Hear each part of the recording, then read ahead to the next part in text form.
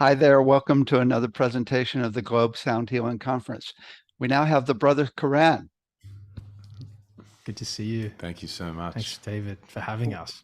What Excited is to be your with you. what are your names? I'm Isaac. I'm Torald, or Thor works, and yeah, we are brothers indeed, and so stoked to be here with you.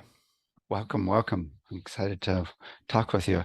The brothers Koren are transformational voice leaders, music members, and artists passionate about hearing the world's song, one voice at a time. Having performed their original music to over 1 million people, touring with the likes of Pink, Coldplay, and Rod Stewart as the Ken, the brothers now focused on fostering first time and reclaiming voices of all walks of life, especially those who thought they couldn't. The brothers are journeymen and guides for those seeking deeper connection and healing through the profound medium of voice, music, and song. Mm-hmm. I love it. It's just poetic just hearing that. So what have you guys been up to? We just got off a call with about 150 real first-timer reclaiming voices who are scared, really scared to make a sound and to be heard and to recognize perhaps their uniqueness and their distinctness. And we're actually stage 2 in this course we created called Reclaiming Your Big Voice, and it's really stage 2 is about bringing under your wing what we call the small voices, the parts of you that broke off, that went unheard, and we'll talk a bit about that today, but really sounds that went unsounded.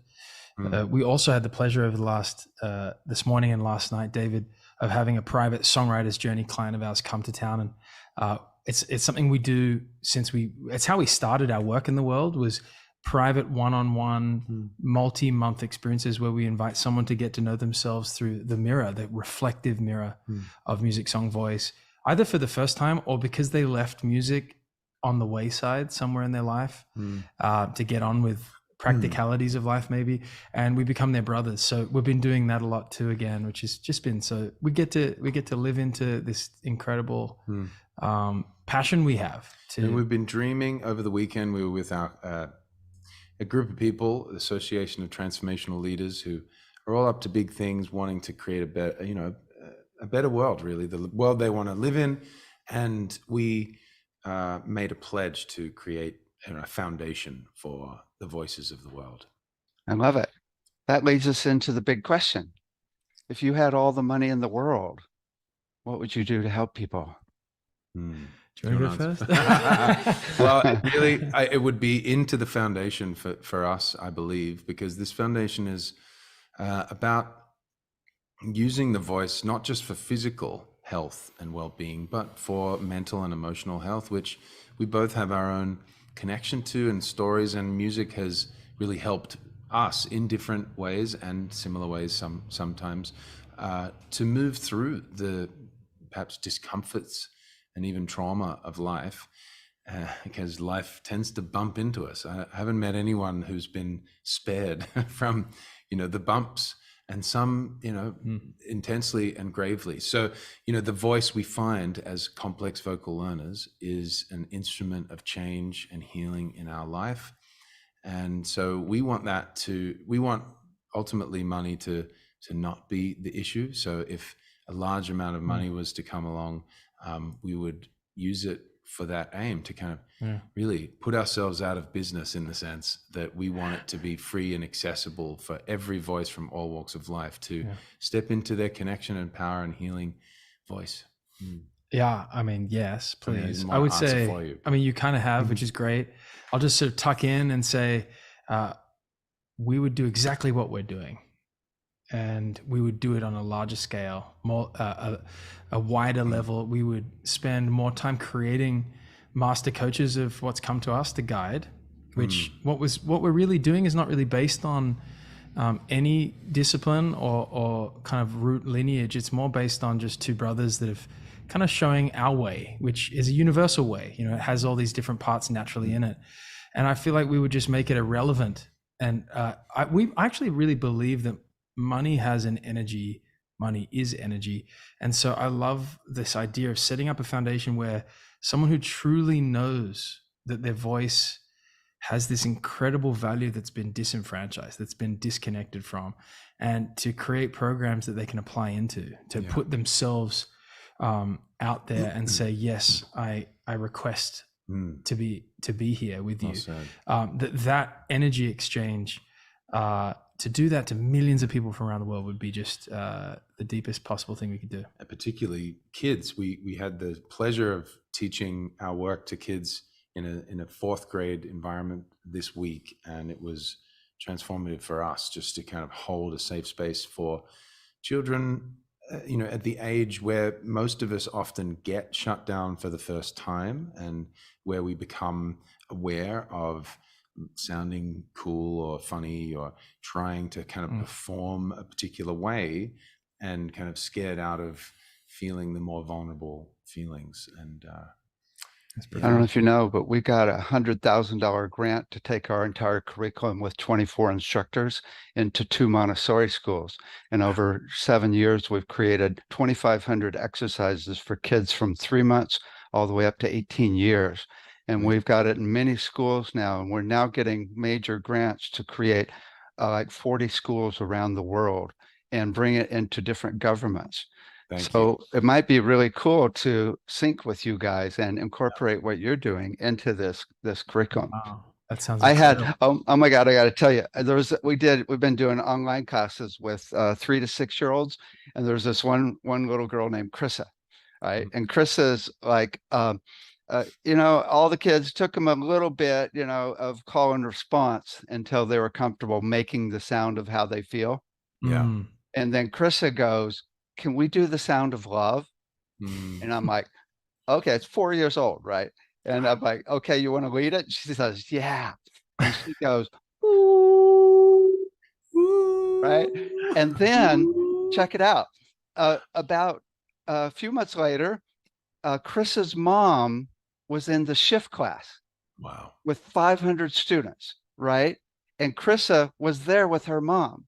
And I go, Krissa, you're a graduate, right? And all the people in my class, of course, most of them still scared to death to make sound, right? Yeah. And I go, Krissa, you want to lead 500 adults in the sound of love? And she goes, oh yeah. Yes. 4 years old. And she goes in the class with 500 people. She goes, ooh.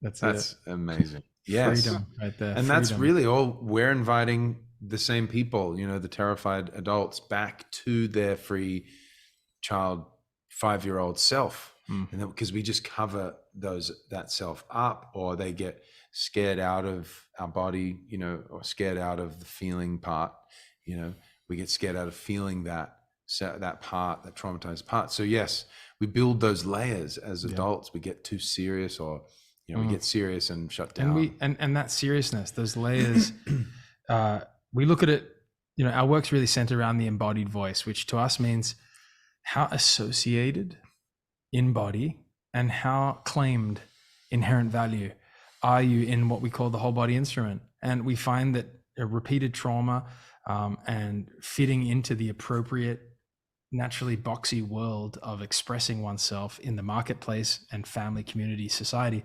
we often get invited out of our bodies to be disassociative, to be disassociated, and we almost prize disclaiming. We almost make it like a thing we do for each other, like disclaim ourselves so that people can fill that space we disclaimed. And so a lot of our work is really just centered in on inviting people back to claiming and associating.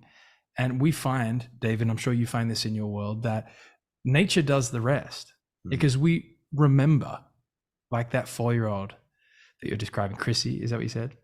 We remember, we know that that's our inherent natural native state to be empowered, connected, and liberated. We know it. We do.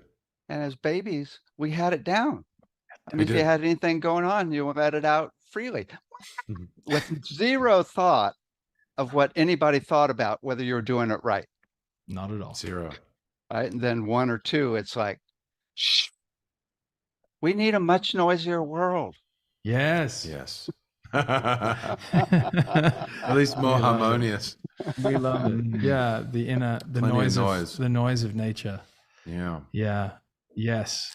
Yes. It's such a beautiful thing to see that occur. That's beautiful. So tell us, give us, first of all, I got a couple of questions at once here. First of all, give us the overview of the process. And then I've got a question about how you got started, because I imagine you guys, you worked with, did what, rock and roll? Mm-hmm. Yeah, I get. We'll start there. It starts with our mum. This story, considering we're brothers, she was in the original cast, Pacific touring cast of Hair, and in the early '70s, and just was such a free spirit and expression of herself. And then she had this calling to learn, to learn meditation. She went to India, found her guru. Met our father in the ashram, and then and we came along. And at some point recently, we found out that there was a moment that she went back to Hair, to a second audition after she came back, and heard some woman auditioning who had some serious pipes, and thought, "Oh, I'm not good enough," and walked out of the audition before even writing her name down. This only just recently came out. Chills. Yeah. But so anyway, we came along, and she really kind of put her expression on hold. Let's just be honest. And it wasn't until we were teenagers that she kind of had this awakening, and we call it a fabulous midlife crisis, where she realized that out of nowhere she had left this back burner, the wayside of her voice, and it was what had never gone anywhere, but it was just like, erupting. And she ended up leaving our father, leaving the country. And moved to New York, with this calling, like, I've got to find my voice. I've got to find my expression and satisfy this urge in me. That's like early mid 90s, pre-internet, mother of three, moving to another country. It's radical, right? It's a radical leap for sure. And so she came, we followed one by one, and we met up at the end of high school. For me and Isaac was a couple years into college, and we had both gone into music separately. It's a whole other story. We didn't sing together until we were teenagers, and we came together to write a song for our dad's second wedding, because we'd not given him, and we hadn't got a gift. And we're like, what do you even give your dad? We're like, well, let's write a song. And so we came together and we sung for the first time. We went, okay, we can't not do this together. You heard the harmony, this kind of greater, the sum of is greater than the parts. And so we did follow that. Yeah. The overtones. So we got into New York, and we said, okay, we're here, we're living with mom as late teenagers. Surely success is a week away. We'll just dig in. Who do we know to book a show? We ended up at the, some of the infamous kind of open mics and getting gigs, and ended up at the bitter end, and ended up pretending we're promoters. I mean, playing at happy hour to 8 people. I mean, we did it all just sort of unapologetically, just lent in. And, over the course of not a week, but 15 years, we had a career that lived out a lot of our dreams. I think we didn't get anywhere close to quite the biggest band in the world like we were envisioning, but it took us on all of these turns, nooks and crannies. And we got to play to well over 1 million people, gold records in some smaller countries. And we lived out what we envisioned until a point where we took a break from touring and said, wow, we have this really strong gut feeling to help other people. Like, I think, David, we're always bored of the stage, and the fourth wall, as alluring as it is to play to 20,000 people or hundreds, we felt that we're always trying to break that wall. Like Isaac's saying, we're always trying to get on the floor. We're always trying to circle people up. We're always trying to sit with people on their laps, even, or have them sing, and most importantly, hear them. Hear their voices. We're always so curious to hear the audience and be encircled and be connected. So, like Torald said, on this move out to LA, we moved our young families out thinking that we were, going to write for some insert pop, famous pop star here. It seemed like the thing to do, because being on the road was, there was a shift in us. And soon we found ourselves very disconnected from the why, the source in us, in our daily practice of songwriting. Just culturally, we found that the rooms we were in weren't asking the questions that we like to ask. just about humanity and what they're interested in, I guess, values and ethics. So They were trying to write a we good looked song. at each other going, is this it for you? Because okay, Yeah. good. The same right? afternoon, we asked ourselves the same question. We realized we were on the same page, and it wasn't it. But then that kind of the gulp of, okay, but what are we doing here then? We've relocated small families. Yeah. So we said, well, what if it's not this? What is it? And we think the best song, if you will, download, which was, what if we put together all of the voice coaching I'd done for, at the time, well over a decade, and all the mentoring and research into what Isaac calls musical cosmology. What if we brought it all together and became someone's brothers? And what if we forgot about the marketplace, the music industry, the entertainment world? What if we instead invited someone to consider letting us on their boat, and in that boat heading out to the creative unknown? And what if for multiple months we got to know them like brothers would?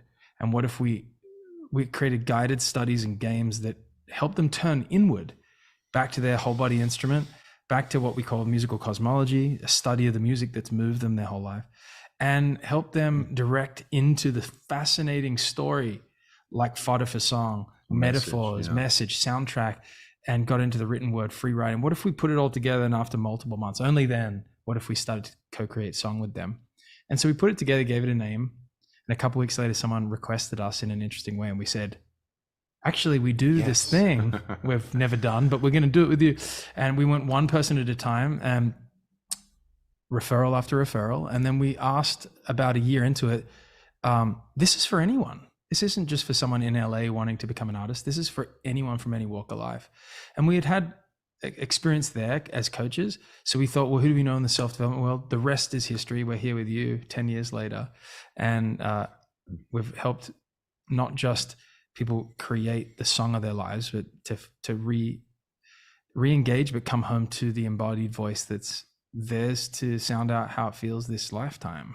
That's really our beautiful mum is now a coach, a master coach in our work, and can't wait to get back from Australia to be with. She loves being with people and helping them through some of their small voices into the big voice with us. Well, tell us what you do, because I already guessed that there's a lot of minute details for different issues and different. I mean, the possibilities are just endless and so unbelievably powerful, right? Yeah, so what is it? What is it you do with people? Well, great question. I think to answer that, we can answer that in some words. And then at a certain point today with you in this moment, with whoever's watching, we'd love to give you a direct experience of it with you. But do you want to give some words? Yeah. Also just to give you an idea, if you want to work with my voice, great. Fantastic. That could be interesting. I'll be a guinea pig. Really fun. I'll be a guinea pig. Yeah. Because I'm an interesting case. Well, tell us about your voice. How's your voice been, your relationship to it through your life? Well, I'm really free with my voice, of course, because I do sound healing, right? I can do any sound. I have no qualms about expressing myself.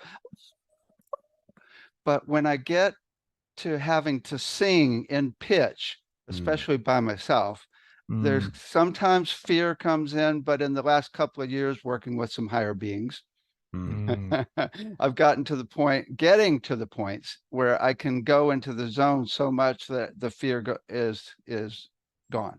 I don't even think about it. So I'm in transition to totally being able to sing, because I've learned that if I'm in the zone enough, I don't have to worry about pitch, because here's the other problem. I'm a professional recording engineer. I worked with James Brown's band, the Doobie Brothers, a lot of major groups. And so I'm really good at hearing pitch. Yes. Because in the recording studio, I'm like helping them to get on pitch, right? And so I know when I'm off, right? And it's like, right? So that's kind of where I'm at, is really free with my voice, but a little scared to sing. That's beautiful. Thanks. So well said. Thank you for sharing that. Well, we'll play in a little bit of that together. The one thing I'll say before we begin a voice experience, our work is really about what we do is help usher people back to the whole body instrument and help them fall back in love with the way they can hear and sound out who they are, and to fall back into trust and love with the sounds they make, and especially the sounds that have yet to be sounded, which means the parts of them that went undigested, unmetabolized, that is just resonance waiting to be sounded, songs to be sung. The other part of what we do is we use song, original song particularly, as a medicinal medium, that we believe when you can truly get to the core of your musical coordinates and for the first time in your life, create original song that only you could truly share, that when that occurs, alchemy occurs. That things that it's like they're held forever, and things that you've been through that were challenging become gifts, not just for you but others. So that's the other part of, we really guide people into that. We also love, David, working with like groups of people and companies and showing them how this and what you described is a medium for innovation and for being together and working together toward goals. And then last but not least, we've been so thrilled to be in the sound healing world, and just really with our collaboration with Eileen McCusick, Sing the Body Electric, really looking at what we call the sonic anatomy and really mapping out the ability for us to move with total coherence, especially when we've gone to places that might have stuck sounds and are willing to make those sounds. Yeah, maybe we'll use a couple of those sounds today. And yeah, so we really just want to invite, it's interesting because the way we see the whole body instrument is part receptive and equal parts expressive.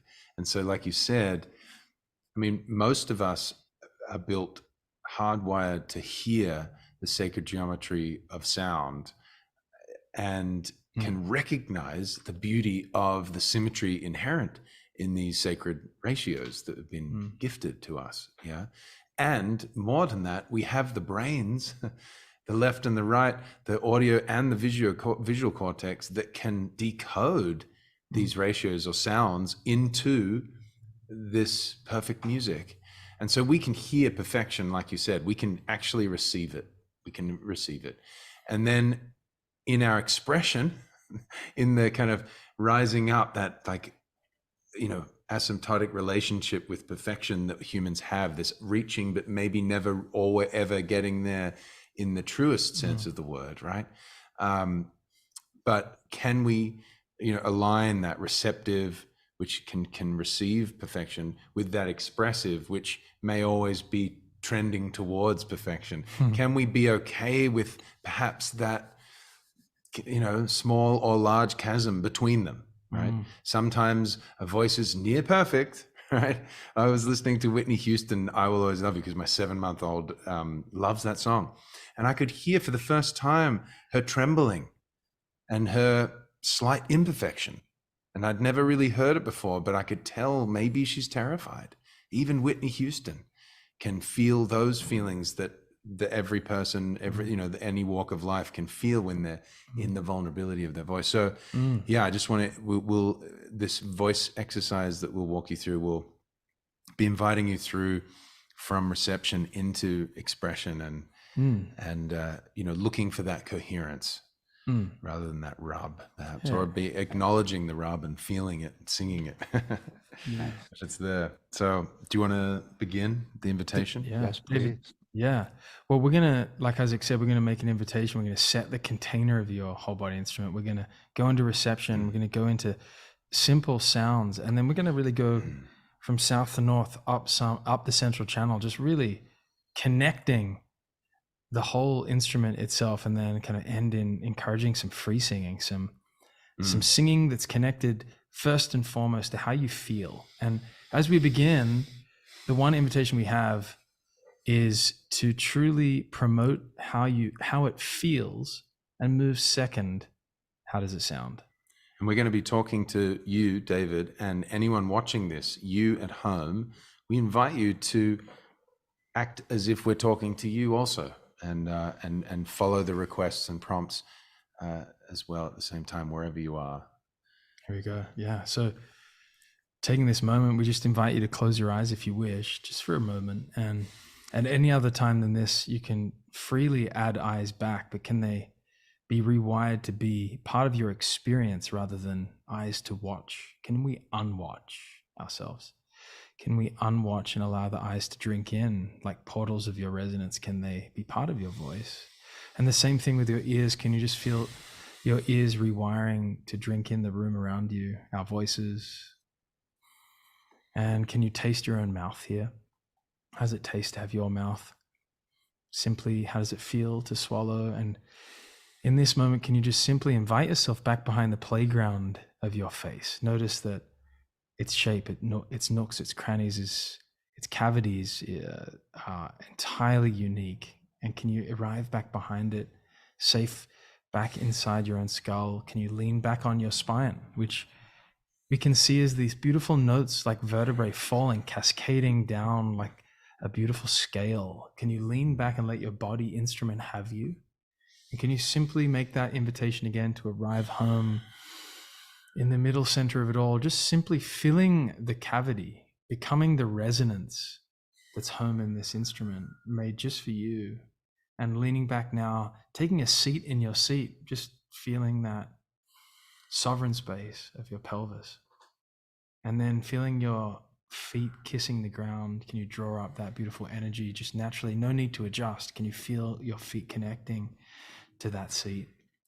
And then last but not least, can you feel that belly of yours splay open?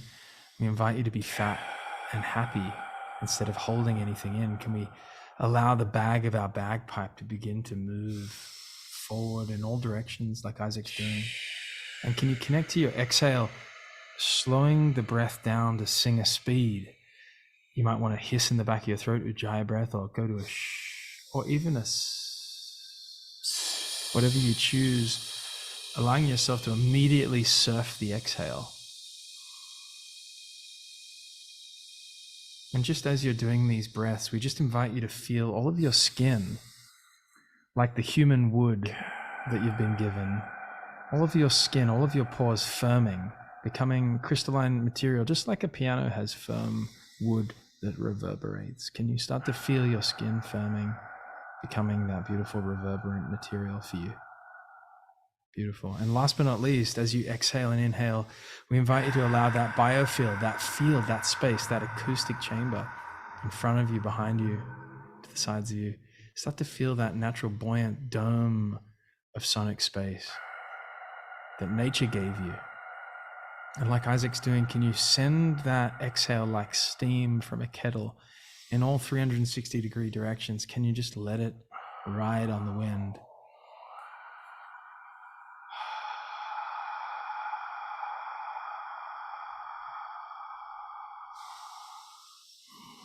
Couple more. Can you already be generous with this sound? Can you let this white noise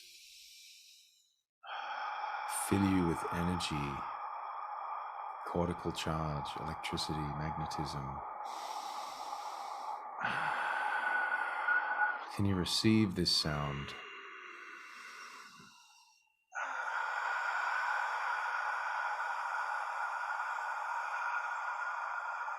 Deepening your breath, deepening your connection, just asking yourself, how does it feel? Singing is really, for us, just connecting to the feeling of your breath, your exhale, surfing it, like Charles said, all the way, being selfish like the surfer, eking out every part of that wave, every part of that exhale until that natural breath of air rushes in.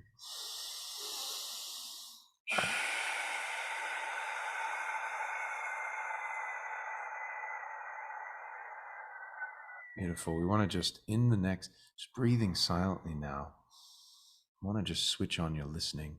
I want you to listen outside the room you're in. Extend your hearing, your bionic sensation, sense of hearing that you've been gifted outside the room, and find one sound that you can hear. And can you feel that sound?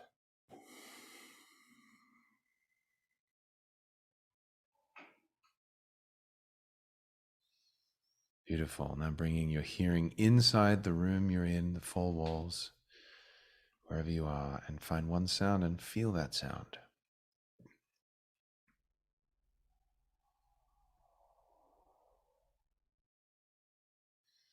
Mm-hmm. Now I want you to take your thumbs and put them in your ears so that you're blocking the sound from the outside world, listening inward to the symphony of your blood, your heartbeat, your cranium, any sound that you can hear inside. We'll spend 1 minute here, blocking it with your thumbs.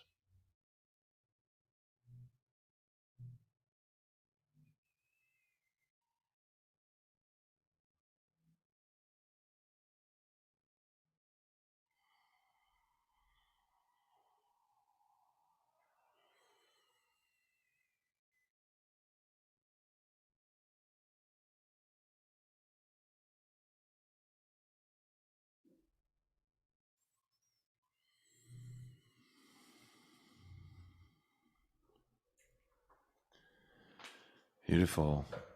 And now just listening to the sound of the piano, can you receive this sound with your whole body? Can you listen from your toes, up your legs, your knees, your thighs, your hips, your belly, your chest, your back, your arms, your neck, your head, the tip of your head? Let the hairs on your skin stand on end like antennae to receive. A little closer to the mic.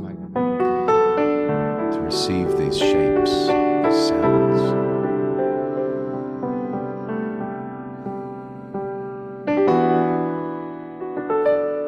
Asking yourself, how does it feel?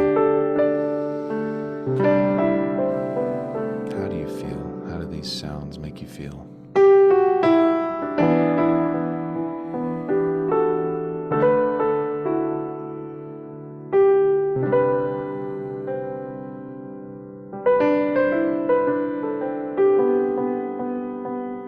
Beautiful. And without any thought, can you rise that energy from that belly, now breathing into that belly again, that bagpipe, that balloon.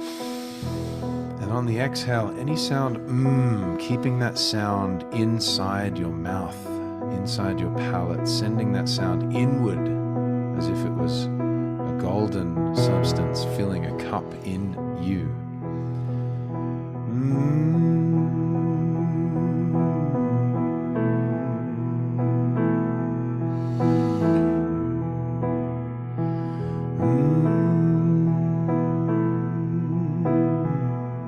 Can you dine in and inwardly have an experience of your voice today?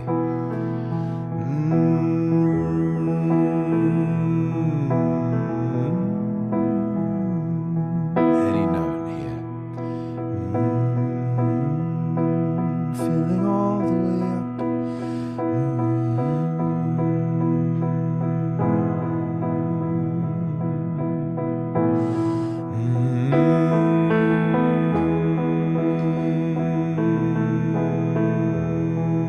Adding sound to the feeling.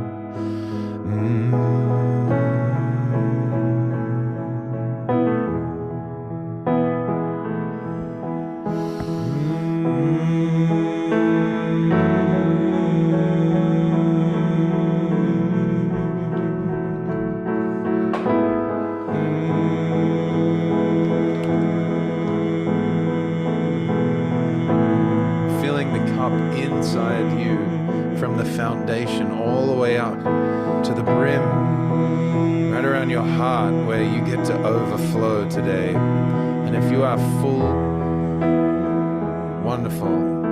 Whenever you are full, your cup is full of your voice here today in the sound. Open the lips into an ah. If you're not full yet, keep it as an Go at your own pace.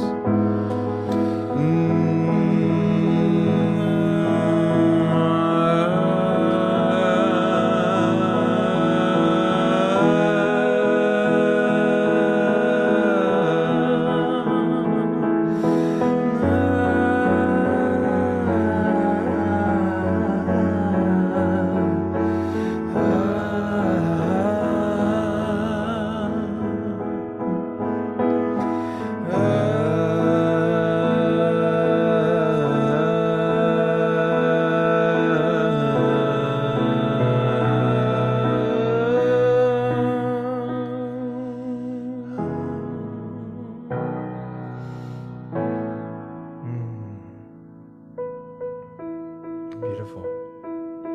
And just to invite you back again to feeling over sound. How does it feel versus how does it sound? Bring it back to the front of your lips for a second. And we just want you to imagine a favorite meal. What's a meal growing up that just made you feel comforted, cozy, loved? Taste it. Invite it to the front of your lips, onto your palate, onto your tongue. And in this moment, give that an elongated as you taste it. Can you taste that meal? Is it salty or sweet? Bit of both. Is it sour or spicy? I don't know. It's all worth tasting. Only you can taste it. Notice you're so good at tasting. Can you taste it on your own voice? Beautiful. And now when you're very ready, can you conjure up a memory where you felt safe and rejuvenated? Maybe it was a trip, you were with someone. Can you feel the awe of awe as you conjure up that memory here?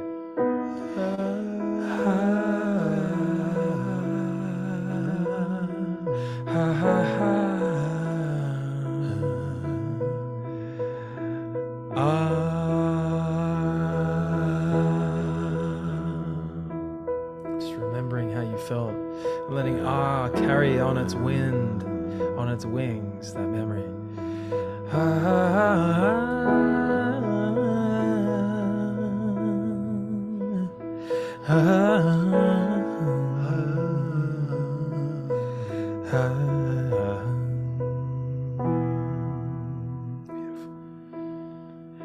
And now we're gonna invite you to become your own sonic healer.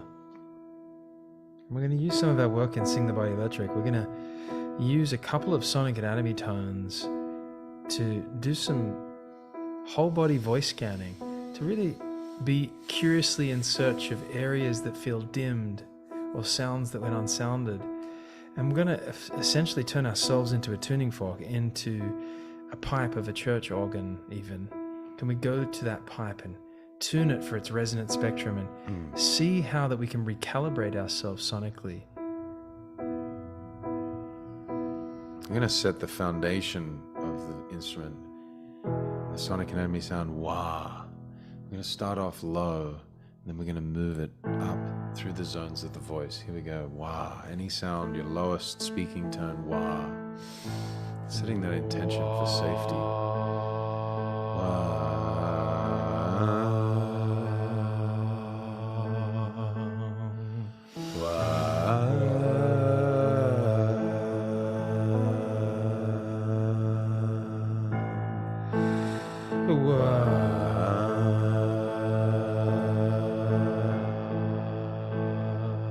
Moving it up, giving it a little bit more energy, moving it into the zone 2, where we connect with our belly, our courage, our conviction.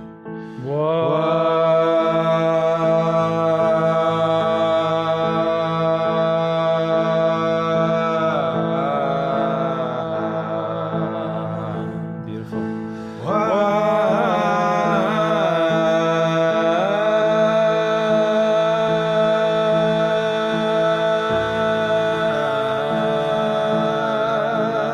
One more here, letting your power. It doesn't have to be pretty, it can be anything that wants to come out. Beautiful. Just noticing if that felt powerful or a little bit dim. We'll come back there.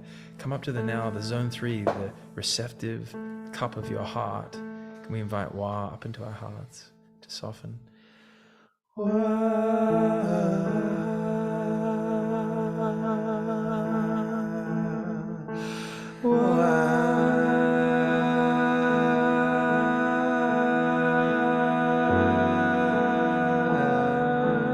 a hand over your chest if you like. Feel that resonance in your chest.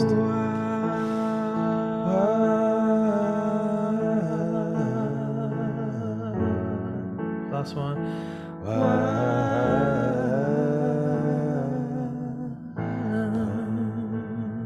Beautiful. Last but not least, we're going to, 2 more zones. We're going to come up to zone 4, the playground of your face. And we encourage people to get wild here, to reclaim their wilderness, to get ridiculous, animated, too much, too big, too inappropriate in the face. And we're going to invite you to invite wah. up Crying out now through the face. there. Wah.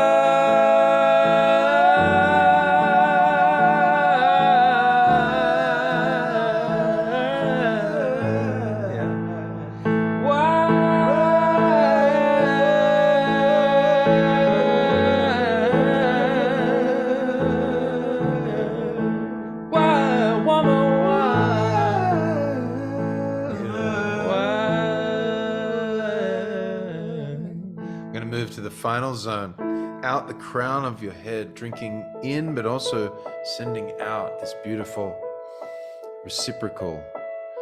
Here we go, singing through the top of your head, finding the highest tone of your voice today that's comfortable.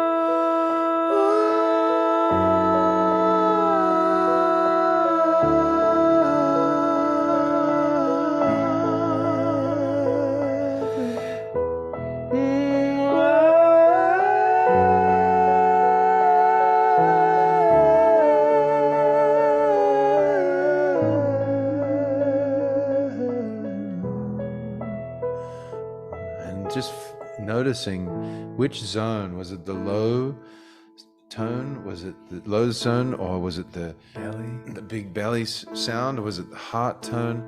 Was it the face playground? Or was it the high tone of the crown that feels like it wants to be touched again? Feels like it could use more of your voice attention. Which one do you choose, David? I would say solar plexus. Okay, zone 2. Okay. All right, pick your beautiful place to go back. Some sonic self-care. Here we go. We'll do a minute, whichever zone you choose. Where are you choosing? I'm gonna go the Crown? top. Yeah. Okay. I'm gonna choose my ground. Wow. Here we go. My zone 1. Here we go.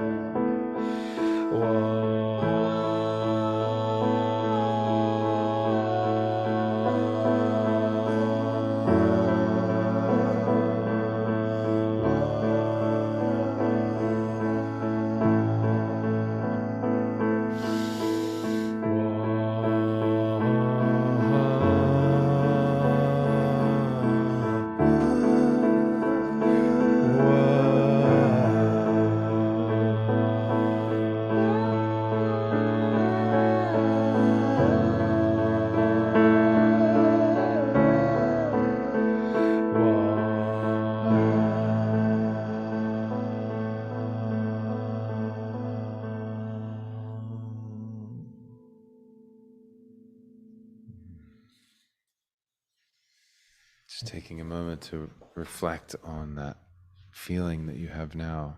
What sensation do you have in your instrument now? And we believe in the honorable pastime of taking a moment to reflect on how you feel in general after any voice experience, any voice warm in, just an inhale, exhale, to honor yourself for giving yourself this time. If you've taken this time with us and David, that you gather experiences, one experience at a time, and one day you look up and you won't even remember a time you weren't liberated and weren't free to play with your full sonic spectrum. So how do you feel, David? Incredible. So it's kind of an epiphany here. Excuse me. It's really cool. So I teach a good amount of voice, but I teach a chakra treatment, in fact, which I'm doing in the conference here, where I've learned a long time ago when I had panic attacks that if I just find the note of each chakra and tone it one by one, kind of like we just did, right? That the panic attack would go away completely. And not only would it go away, I would be blissed out. Yeah. Right. And I got rid of all my Xanax. I got rid of all of the fear. And so this is the epiphany. You know, I've been thinking, okay, I got to learn my notes. I got to learn the range below my falsetto, the range above my falsetto. I know my home note of my voice, which is important because that's where I'm most comfortable. That's really important. But to actually realize that I can just, I mean, because most voice teachers say, use your diaphragm, bring it from the diaphragm, and that's where it resonates the most, right? But now I've got freedom to go through all the chakras that I know really well.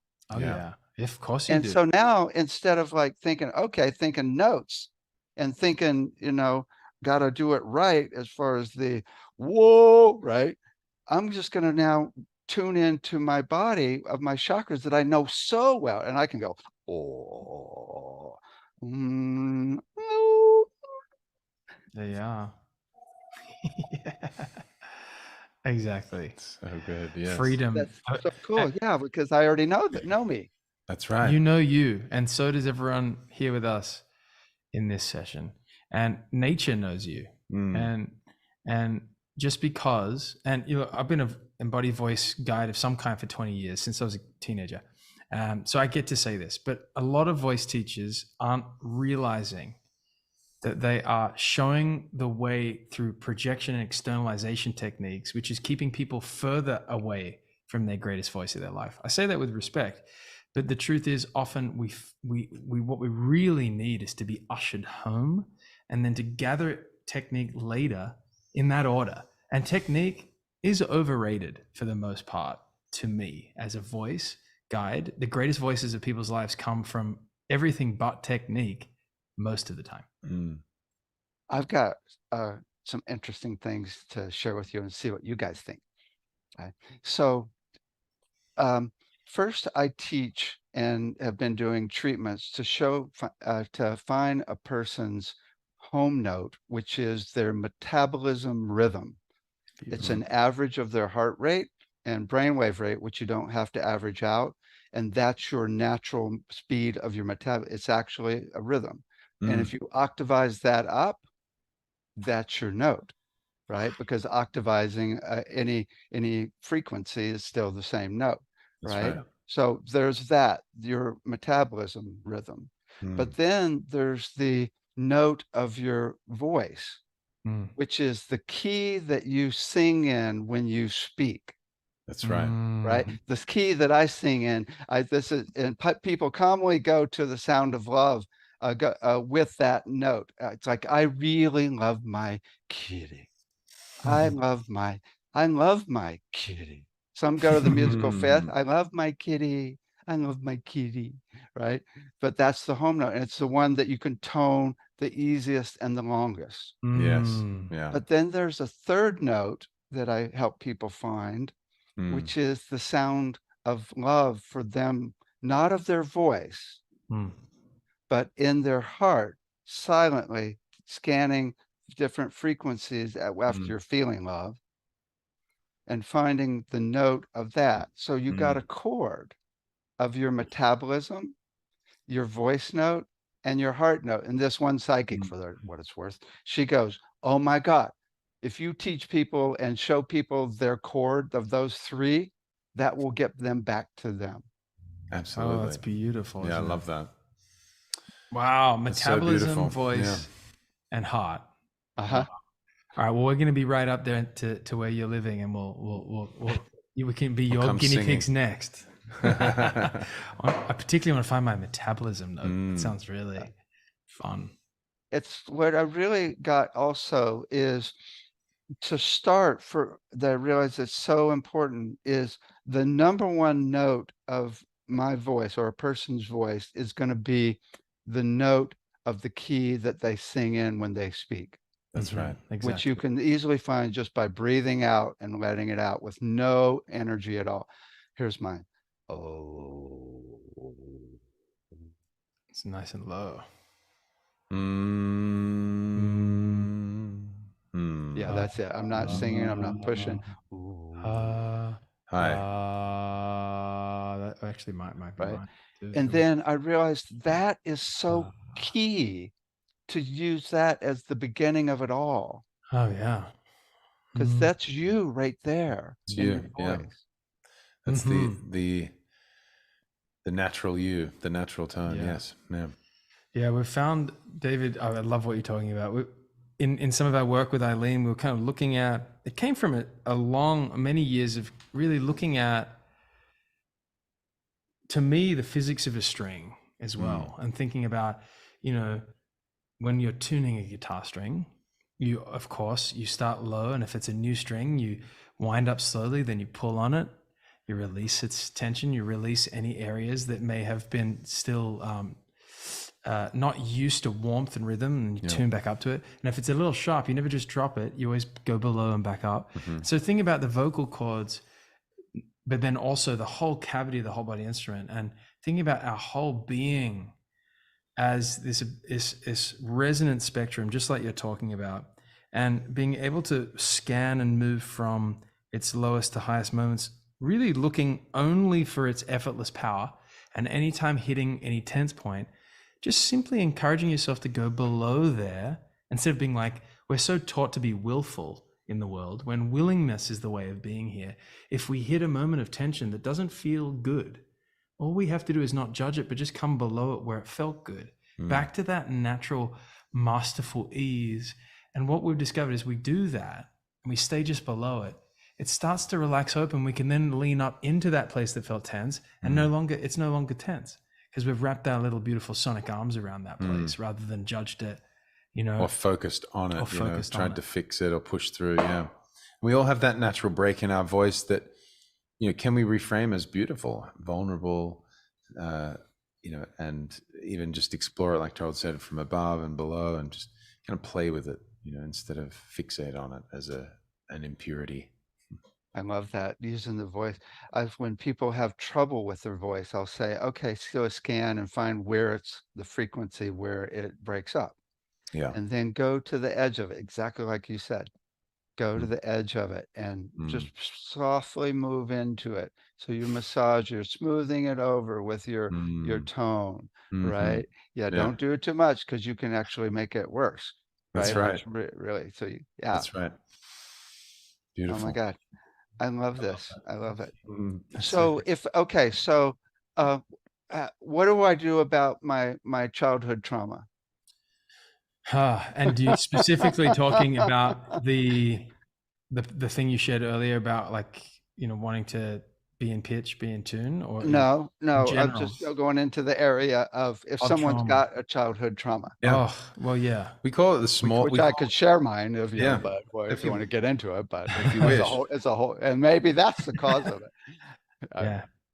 Yeah. Well, we yes, and we both have our own vulnerable stories as well, and we call them small voices, and they're those traumatized little parts of us that become these automatic thoughts or sensations, alarms that go off around, particularly our expression when we're taking a risk, when we're, if you've got a mix of a song and you're right at the end of the process, and the perfection, the perfectionist, it's got to be perfect voice starts kicking in and literally can stop a project for good, or for months, or for years, right? And it's like, well, it's never done unless it's perfect. So that voice is kind of like the blockade at the end, right? Or if for beginners, perhaps, or I have this small voice, I'm not good enough, and it came because voice and singing came as a surprise for me when I was 15, kind of later in my development, and so that small voice has kind of lingered.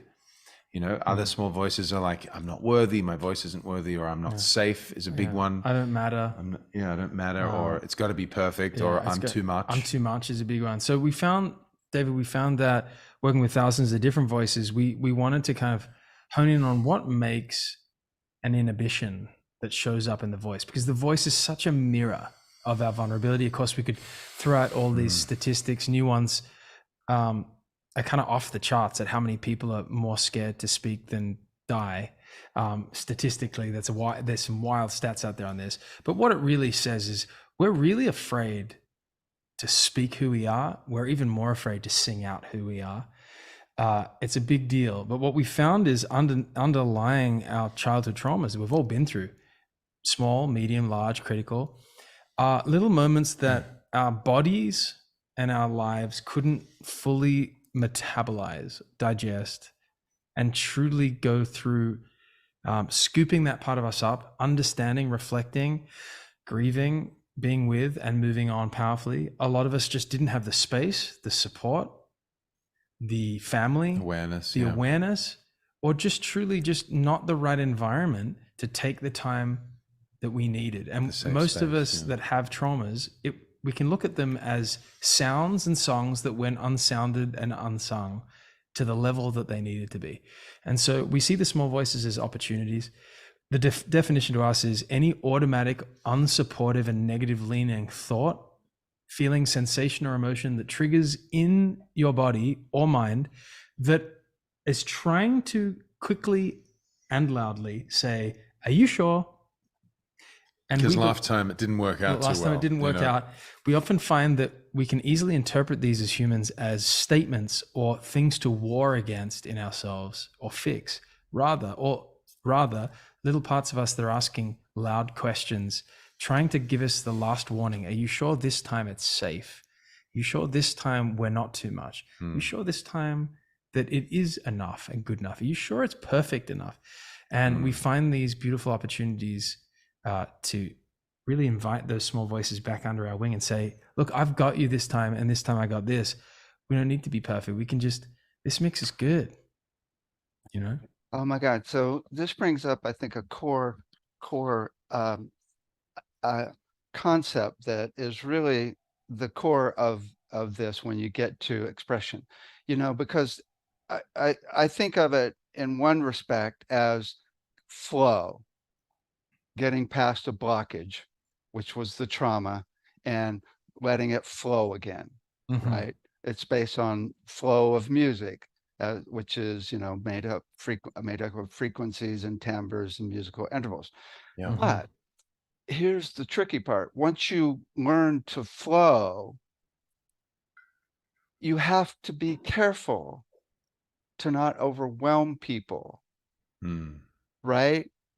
You have to be careful not to hurt people's feelings. I mean, because if you just go, you suck, right? It's like, you feel great. You suck, right? It's like, I got it out. I feel great. And the person's on the floor groveling, or just even in all different situations, in relationships, in business, to be in a balanced flow of your power that is considerate. And I haven't quite figured this one out.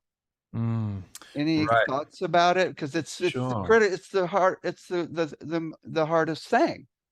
Yeah. Because, and you got to watch, because different people's boundaries or sensitivities are more or less depending, in fact, I've run into situations where I think, oh, this person's really cocky. They're right up front. I can be really strong with them. And I find that they're actually a delicate flower underneath, and they're just melting on the floor. That's true. And I think it's a muscle we train, right? Our perception, but also holding a safe space for ourselves and others, I think usually requires our empathy and compassion and deep listening, right? Because like you just said, what are we listening beyond their performance of who they are? Are we listening for what they're not saying? Are we listening for the tone, the music of their voice? Because usually the music can tell us, the frequency of their voice can tell us how they're really feeling. And so the voice can be a good litmus test or a good way of identifying, what they're feeling. Because if their voice is up here and they're really stressed out, then they're probably kind of having an out of their body experience, or they're kind of, holding a lot in. If they're relaxed and they're in their speaking, like their kind of home resonant zone, like you said, then they're probably more receptive and can handle more, and have more capacity and width for your reception. I got it from what you said, finally. Yeah. I'd like to go ahead. No, you go ahead. I want to hear the epiphany. Yeah. Tell us your epiphany first. Oh my God. It's the whole deal. The whole deal is, some people think expressing themselves is just getting it out. but it's really exactly what you said, to getting it out exactly, multi-track mind while listening intently at the same time. Yes. Yes. So, and it's not a small deal. I mean, it's very high conscious awareness to be able to do more than one thing at a time. It's the Yeah. whole brain working, actually. Yes. And yes. so to be able to be totally aware of where they're at and how they're receiving and hearing and what they're saying back as you're speaking, that's the deal. I finally got it.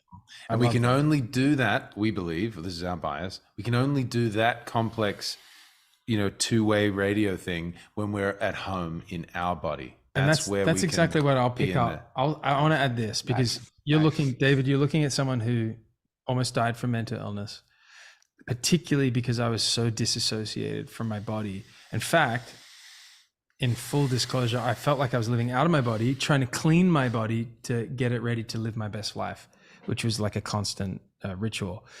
What I discovered in coming home and then guiding others to do the same is the safest thing you can do. And I mean, you and anyone else listening, is first come home to your body. Hopefully you'll stay there. And when you find yourself out, what an opportunity to come back and not just come home to the body, but become the resonance and then firm your crust, my great late teacher, J.R. Takama would say, which means to me, firm the instrument. Start to feel your skin firming, not holding you in, but becoming a container for you.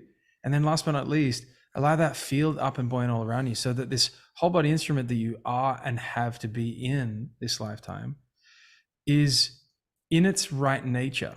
And what we find is most people that are really volatile or annoying or disruptive are so not home in their body, firm skin and field up.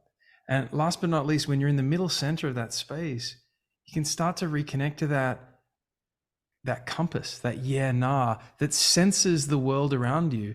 And as soon as we do that, we're in our right time, right place, in the right amount, which means we have discernment, nature's discernment, to look out and say, there's someone that can only handle so much because they're not in their instrument, they're still in their trauma. And so instead of having to come out and express everything we are to everyone, we have this gorgeous natural discernment where we're respecting the lives around us in orbit, except we're keeping our gravity without leaving our power, right? Which love it. I love it. Okay, so this is the critical part.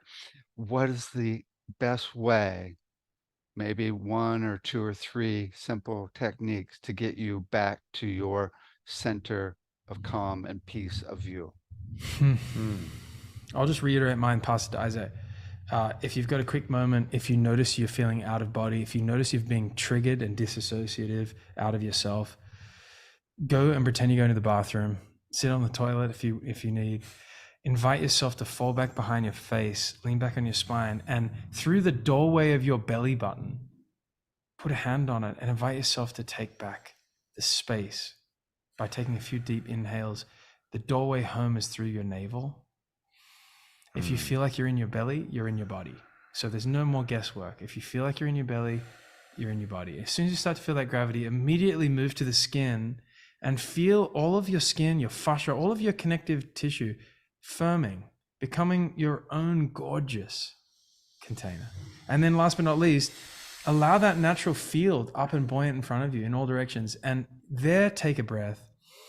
And then relax, knowing that nature has you. From that place, before you sound out one more note, inhale, exhale, and then go back into the environment that maybe triggered you and listen first from there and sound out how you feel from there.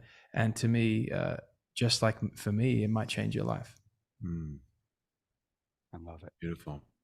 Yeah, I would just add that, two things. One would be to just set an intention consciously for a safe space in the moment for you to embody, to step in, and consciously breathing, imagining you are grounding, connecting to the earth, feet kissing the ground, like Tarot said, breathing up through the feet into the belly, feeling that belly, and then breathing back out into the earth, just kind of really connecting to this mother also you've gotten by her, you know, really connecting to this home, because you are home.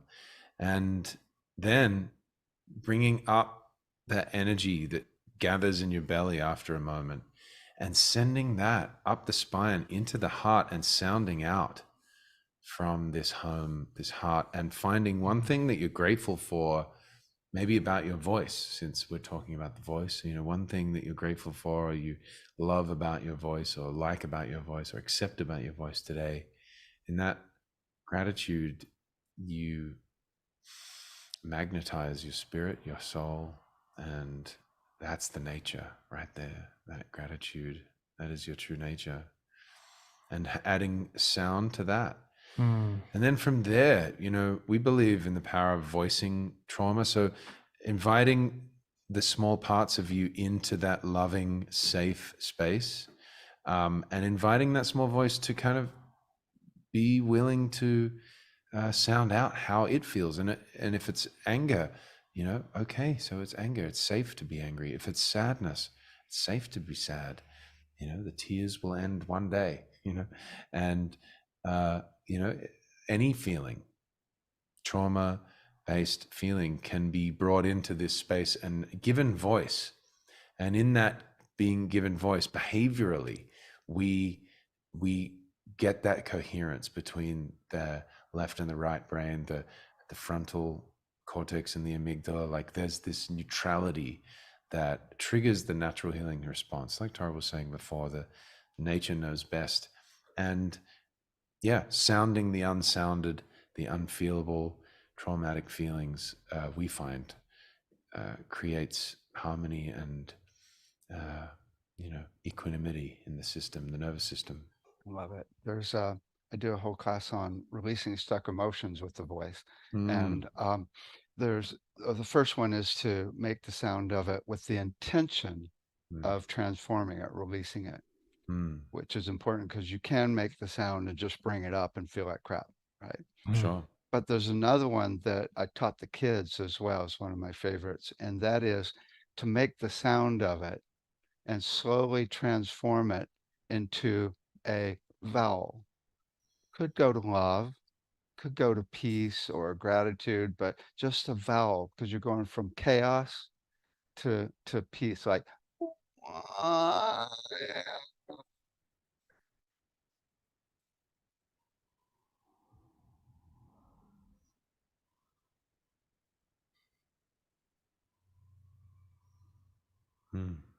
slower you do it, the better. And it was so cool with the kids. I'm like, teach that to the parents. Most people don't know how to shift emotions like that. And they're like, they've all got it down, right? I teach it So to your good. parents. Yeah, I love seriously. It's so great. And then your future kids. I love how similar the work we get to do is, isn't it? Just so satisfying and enriching. It's really, God. it's great. Oh my God. I mean, just the most basic is just any vowel, right? Yeah. Just any vowel. But if you can then make it personal, like I now know my soul note and I can go to it. It's, I used to couldn't get that low and now I can.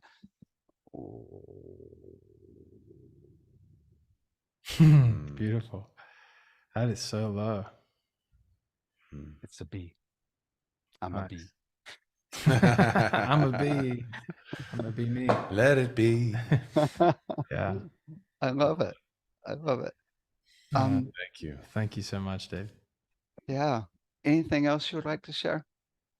I think that was rich. Yeah, what a beautiful moment juicy. we've had, and we hope that everyone here has had a great experience of their voice, right? Because this is exactly what this is here for, you know, to arrive home and say yes, to say yes.